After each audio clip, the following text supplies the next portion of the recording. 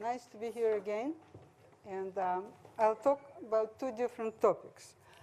One is unfinished paper with Nicolai, Royban, and Yamada about n greater than 4 supergravities. And it is significantly using the results of also recent paper with Friedman, Van Prooyen, and Yamada. And it is very formal. It will be interesting to people knowledgeable in M theory, string theory, and supergravity. Whereas it turns out to be nicely connected to cosmological studies, which I did in parallel with Ferrara, Linde, Rost, Rase, Yamada, on alpha attractor models, which Andrei described in the talk today. And there will be targets for primordial gravitational waves, which come equivalently, whether I start with M theory, string theory, or maximal supergravity. As long as I start with maximal amount of supersymmetries and reduce it to minimal amount, that will be the target. The models are simple and falsifiable. That's their advantage. So there will be some very formal discussion based on recent computation, but there will be also a justification of the targets. Steve Hawking, in the early days, was very much interested in both topics, cosmology and superspace and supergravity. And that influenced many people, I think, in this room and in the world. So, in short, I'll describe the recent progress in UV properties of perturbative maximal n equals 8 supergravity based on universality of n greater than 4 supergravities, which was recently recognized in our group. And then I'll talk about Planck and future satellite CMB missions. In particular, we will see that the targets will be between what is known to be the target of ground-based experiments, 10 to the minus 2, up to 10 to the minus 3. So let's look what Steve Hawking was telling us in 1980 in his inaugural lecture. He said, at the moment, n equals 8 supergravity is the only candidate for insight. There are likely to be a number of crucial calculations within the next few years which have the possibilities of showing that the theory is not good. Indeed. Immediately, there was a 3-loop candidate counterterm found, but it was not clear whether the 3-loop UV divergence will show up or not. So then Steve said, if the theory survives this test, it will probably be some years more before we develop computational methods that will enable us to make predictions. And before I move any further, some of you may know that there is a strong activity in something called amplitudes. If not for amplitudes, I would have nothing to say here today. So then in 2007, precisely using double copy method with product of two Young-Mills series, they performed calculations. They found the 3-loop counterterm actually vanishes. And then Steve was saying that there will be outstanding problems for theoretical physicists in the next 20 years or so. And this was in 80. So we're much later now. So this formal part of my talk will be, is n equals 8 supergravity perturbatively all-loop finite? What do we know 37 years later now? And I'll tell you as much as we know. So this is a story of recent progress in scattering amplitudes on one side. And this is a story of Planck. And we have seen these pictures in the earlier talk. So those yellow, those two yellow curves are alpha attractor models. And some of you who know me very well, you know I'm a totally formal person. Suddenly I open Planck, and here are those two yellow lines of our model discovered a few years earlier. That was quite gratifying. And so the current situation is the following.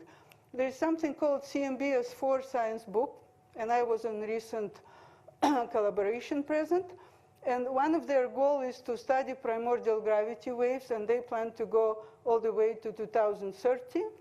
And so the models described in my work with Ferrara and Linde and Rase and Yamada and Rost They will present well-motivated new models which originate from string theory, M theory, and maximal supergravity. And the new target have the following nature. So this is their book for future measurements. What you see here is a gray stripe is alpha attractors.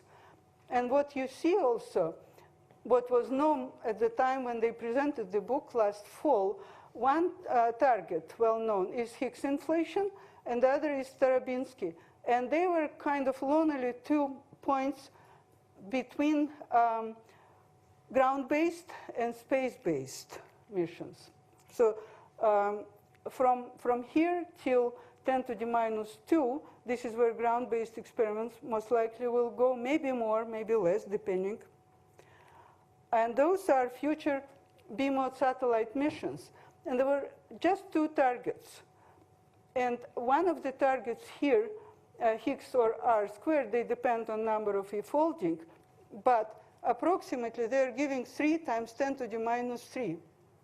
Whereas in my evaluation, that the lowest target is 3 times below.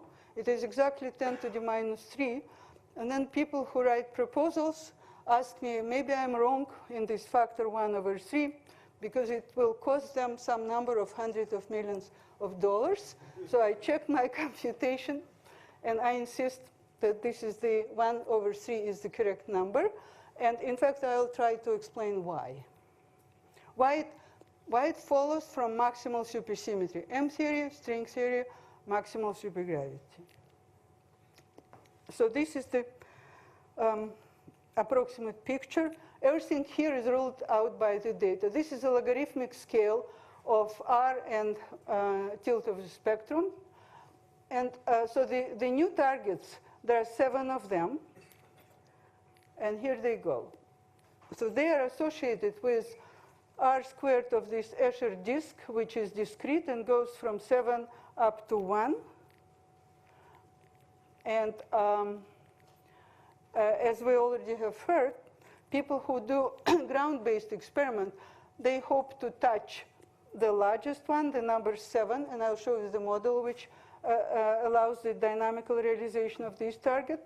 And people who write their proposals for space mission, they prefer this one because this is a better target. It's way below. Now, the targets are all coming from the fact that E77, the simplest explanation is to follow n equals 8 supergravity. And it has this hidden symmetry, which is known as E77. And according to Duff and Ferrara, it consists of 7 Poincare disks. So what is maximal n equals 8 supergravity? The theory has one helicity, one negative helicity graviton, one positive. It has 8 gravitinous negative and positive helicity, 28 vectors, 56 spin 1/2, and 70 scalars. So the old wisdom, and some people are in the room, was that because we can construct on-shell superspace, and we can construct tensor calculus, and therefore all higher derivative terms are possible. And that would predict that the divergences would start with 8 loop level, but linearized would start with 3 loop level. For example, we can use a superspace torsion, and then the expectation was, because there is tensor calculus, it means infinite proliferation of candidate counter terms. Where they start is not of major importance, because if they proliferate anyway, it doesn't matter.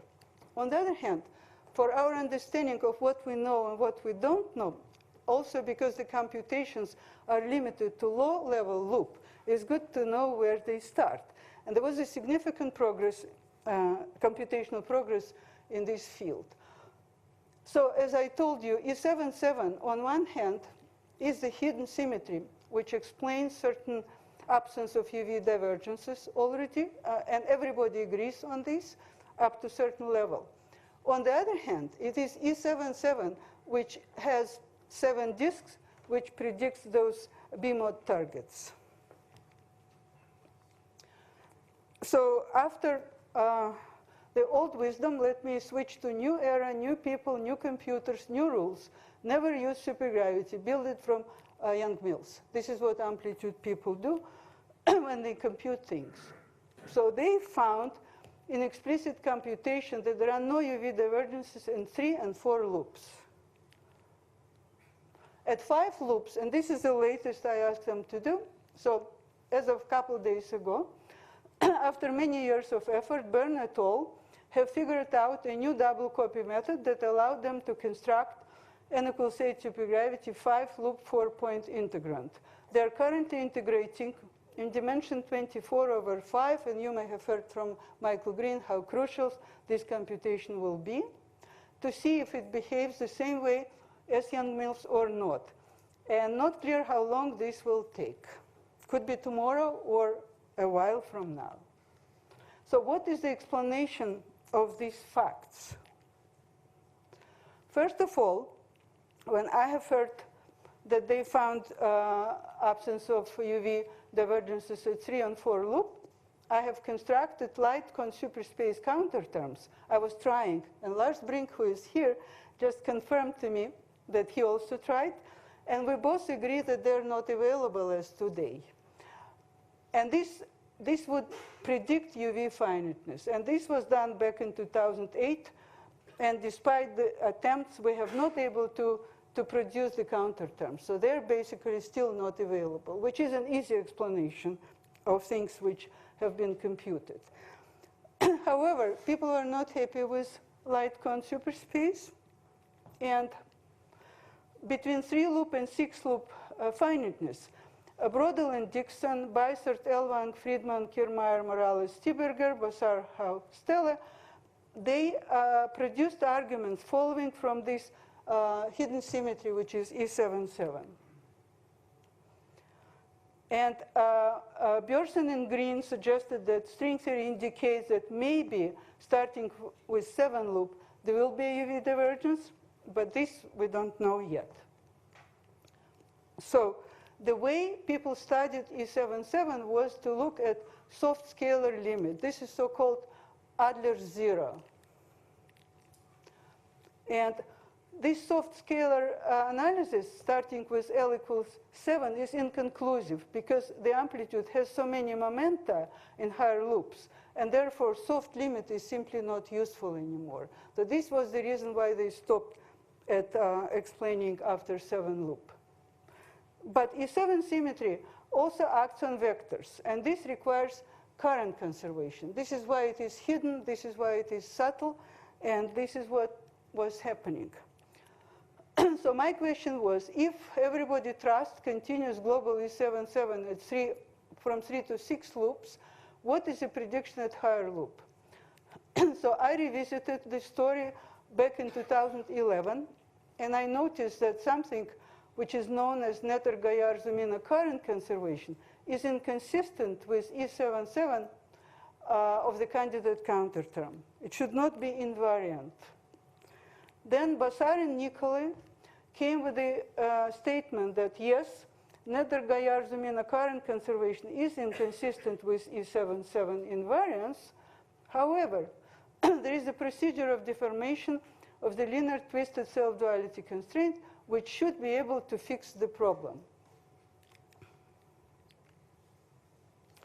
And then with Carrasco and Royban, we revisited this statement, we confirmed it, and we found that there exists a modification which will explain some relatively simple model, but of course not maximal supergravity.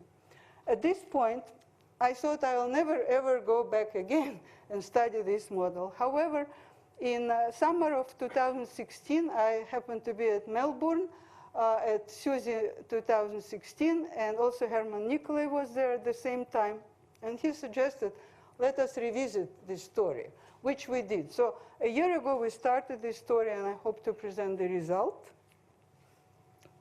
So what is special about hidden symmetry?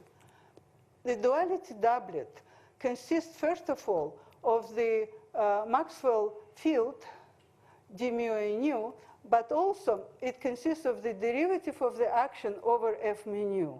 And therefore, it significantly depends on what kind of action you have. So under this symmetry, there is a transformation of the doublet like that. And so to provide the symmetry, it is necessary that the action transforms in a specific way. It should not be invariant. What the symmetry does, it flips field equations into Bianchi identities. So this is a sophisticated symmetry. And just requiring the Lagrangian to be invariant is not correct. So the new story started in 2014 when Byrne, Davis, and Denon have computed n equals 5 supergravity and found that it is UV finite at 4 loops. And for 3 years, there was no explanation whatsoever. So step 1 was, in my paper with Friedman, Van Proyen, and Yamada, we have shown that there are no anomalies at one-loop amplitudes in all these supergravities. It was also known that in n equals 4, there are anomalies. And moreover, those anomalies have shown up in the computation of the 4-loop UV divergences. However, the absence of one-loop anomalies agrees with UV finiteness of 4-loop in n equals 5. So this is where something which we started with Andy Stromiger, I don't know if he's here. We started studying black holes, and we noticed with Ferrara soon after that there is something called universality of black hole attractors. And in particular, they're always described by something known as a coset space. And to make it short, whatever E7 does for n equals 8, SO12 does for n equals 6, and SU15 does for n equals 5. The reason this universality was so important, because the computations are known in n equals 5, but we want to know what is happening in the maximal case. And because the formalism works for all of them simultaneously, that was a great advantage. Moreover, it was known in mathematical literature by Brown, and then Duff et al. And Ferrara and myself introduced it with these name groups of type E7. So whatever is E77 or SU15, they have the same features. And therefore, whatever they computed in n equals 5, we can relate to the maximal case.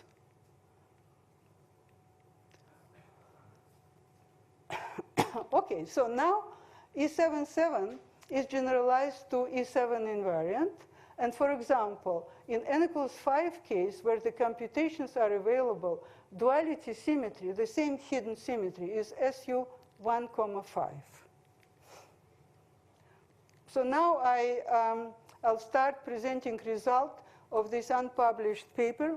And because it is somewhat significant what exactly we can say, Radu Roiban visited me at Stanford, and I just visited Herman Nickel in Potsdam to agree about what we want to say. Our strategy is to find the reason why those UV divergences for n equals greater than 4 are absent. And the story goes that in 2011, Bossard, Stelle, Hove, and Van Hoff, sorry for omission, predicted that there is a family of counterterms. One for, they're always for the number of loop which one less than number of supersymmetries. So they predicted that for n equals 4, L equals 3, 5, 4, and 8, 7, there will be UV divergence. But the computations have been performed. Here, they were found finite, finite, and here we don't know. So that is the story. Now, n equals 4 is compromised because it has anomaly. And so we don't trust quantum theories which have anomalies. But n equals 5 does not have anomalies, so why it is UV finite, despite the existence of this legitimate counterterm? It looks like that. My purpose of showing you that it just depends on n, so any n, is served by this candidate into UV divergence. And they have not found it. And the reason, as I told you, that E7 invariance breaks Netter-Gaillard-Zemina current conservation, and therefore the action has to be deformed according to Nicolai and Bussard to restore duality symmetry.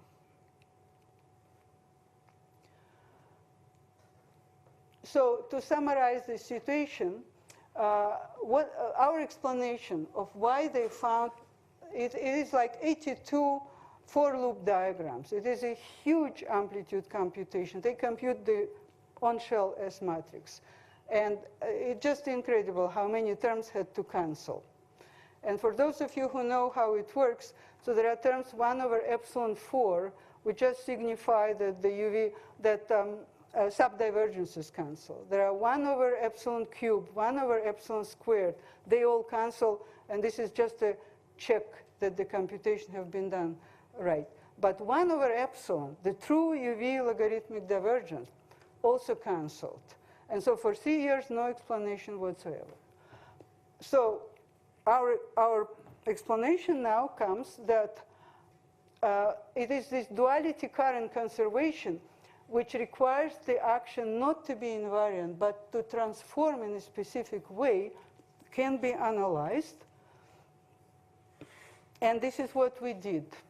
So this is new. And so we have constructed the complete supergravity for any n starting with 5.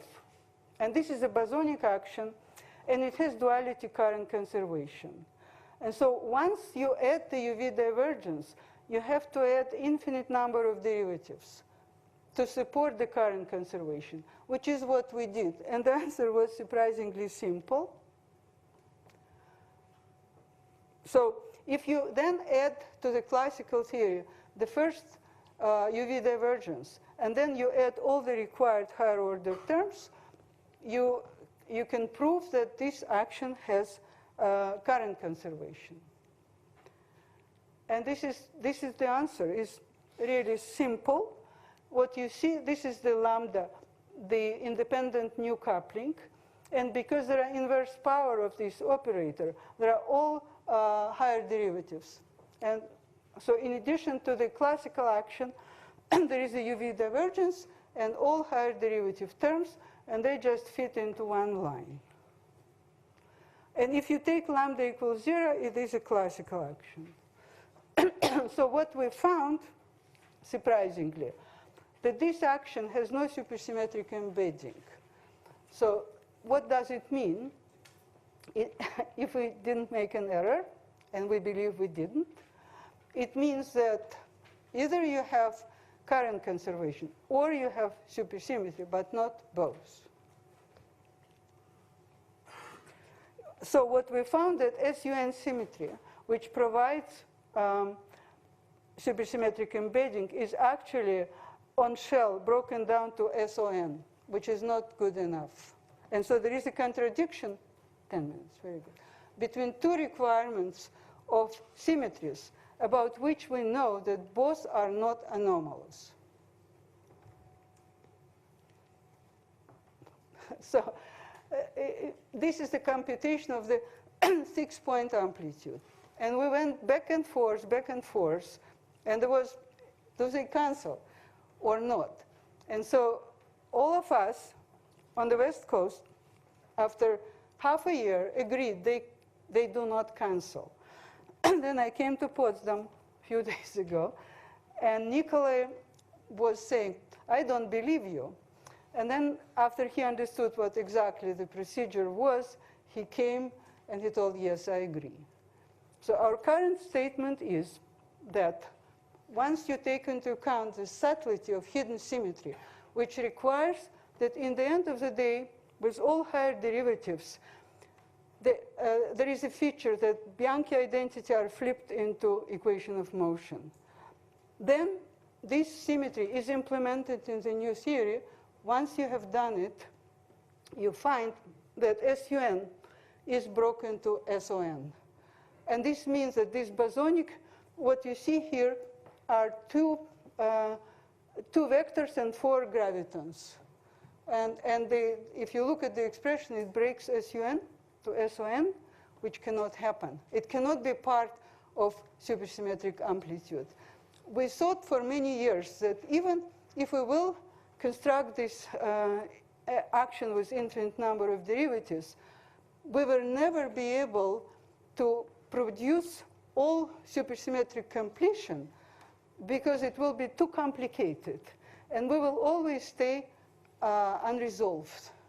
But what actually happens when you add amplitudes? They don't care about the action at all. They just compute amplitudes. But the amplitudes must have had this SUN symmetry and not SON.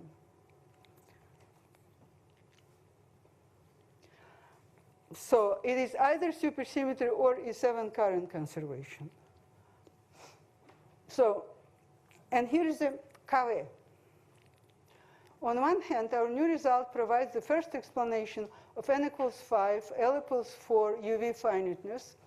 On the other hand, it appears to be very strong because, as we know, and you may have heard from Michael Green, if you want to go to higher loop, and this is a 4-point amplitude, which is our first source of deformation, you just have to insert a function of Mandelstam variables which depend on ST and U, and you increase your power.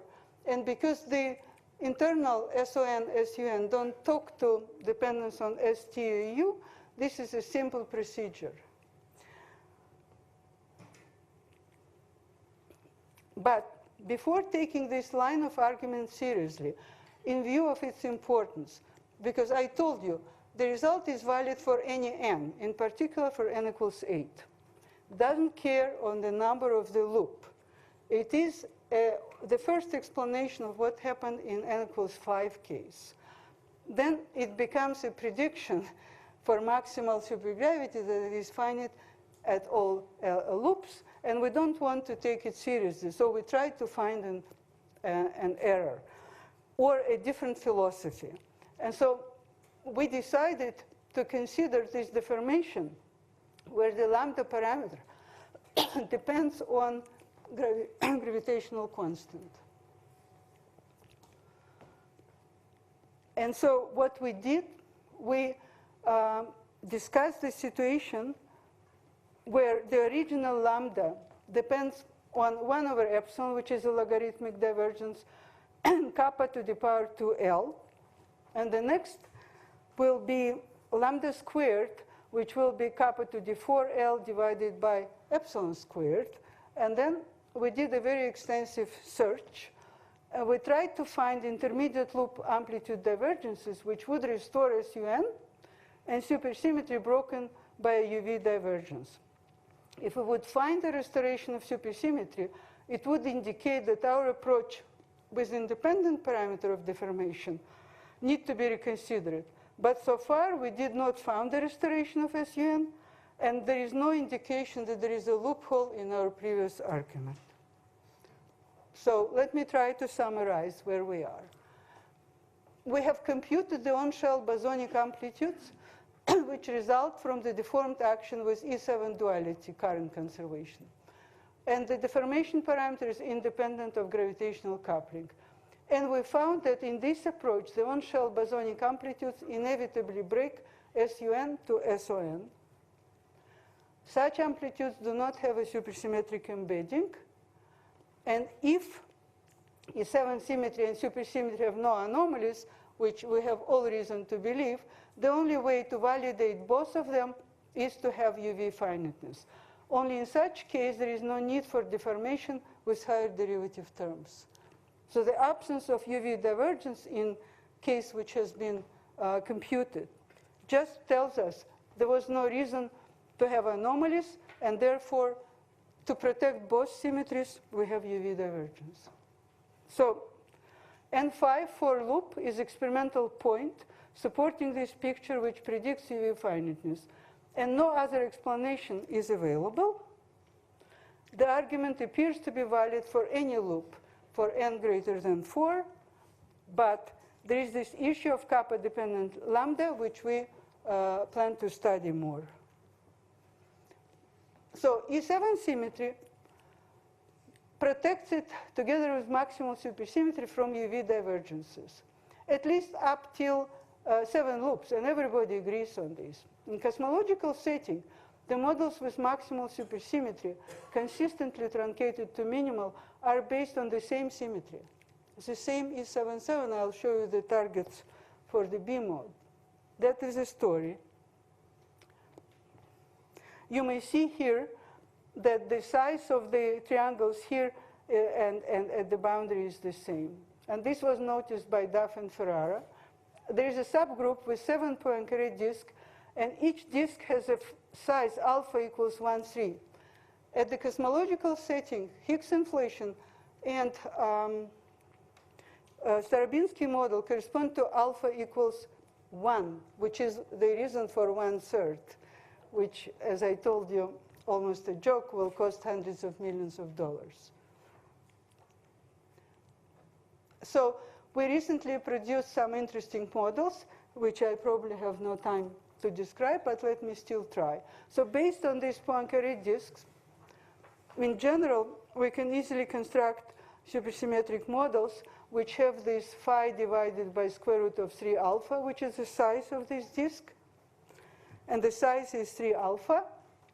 So the models have very simple geometric meaning. There are certain other features which correspond to adding anti-D3 brane on the string theory side.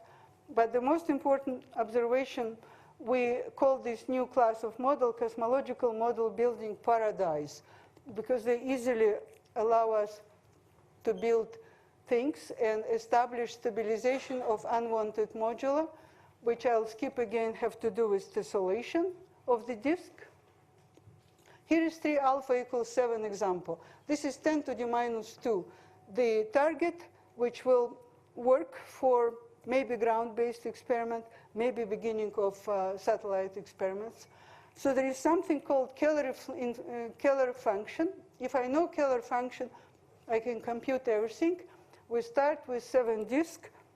We do this procedure of merger, which Andre Linde partially described. And we can compute easily masses of every other field, except the inflaton. And we end up, during inflation, the potential is a cosmological constant plus tanh squared, and phi is divided by square root of 14, the model have de Sitter exit from inflation, and the prediction is 10 to the minus 2. However, if instead we arrange the model slightly different, it will give us 3 alpha equals 1 example, which is way below. And then it is slightly different configuration in the Keller function, and everything follows. And there is a dependence between the geometry and the potential, which is built into this new construction. As a result, this model of one disk has, again, the cosmological constant, which corresponds to the Sitter exit, and it gives tanh squared divided by square root of 2. And this is a model which has approximately 10 to the minus 3 prediction. All of these models are sitting in the correct place for the value of spectral index, and therefore they are quite useful. And they are sitting and waiting for where the B modes will be discovered. And I'm precisely about to finish. So the corresponding satellite proposal now have beyond Higgs inflation and Starobinsky in the regime between 10 to the minus 2 and 10 to the minus 3, at least 7 new targets, each of which has a very simple justification from models of maximal supersymmetry, M theory, string theory, maximal supergravity, and they're falsifiable. So there is a lot of effort going into these models, and it is precisely after ground-based experiments that we may infer some information here. So Steve Hawking, the optimist, in 80, he told there will be outstanding problems for theoretical physics in the next 20 years or so, with regard to maximal supergravity. Now in 2017, maybe we have started nailing it down. Thank you.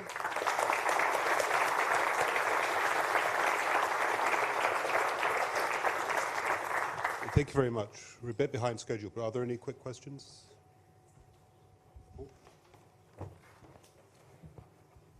Renata, you're using these duality symmetries, supposing them to be valid as continuous. Yes. I mean, yeah. Right. Whereas don't we know they're broken down to discrete subgroups? Perfect question. Perfect question. But you have the perfect answer, right? I do, yes. So I had this slide that the only known explanation as to why 3-loop, 4-loop, 5-loop, and 6-loop in n=8 supergravity are finite is based on continuous E7-7.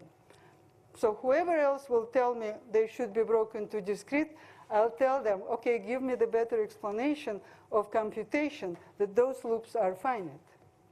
There is no other explanation. So you have to consider the fact that they're broken because they're broken to discrete. On the other hand, soft limits require continuous symmetry, and they provide the explanation. So once you take this into account, you ask yourself, how are they broken? How do I know? Another? Aren't you just saying there that, so we shouldn't believe the arguments that you were presenting unless we already knew that the answer was correct? Well, I would say, looking back, because they discovered the absence of UV infinities back in 2007, 10 years later, it remains the only explanation. It is a continuous E7-7, which explains huge computations. And there is no other argument. I think it's time to ask, when we look at the sky, what we learn there, and we compare with whatever we do. Okay, well, let's thank you very much. Let's thank Renata again.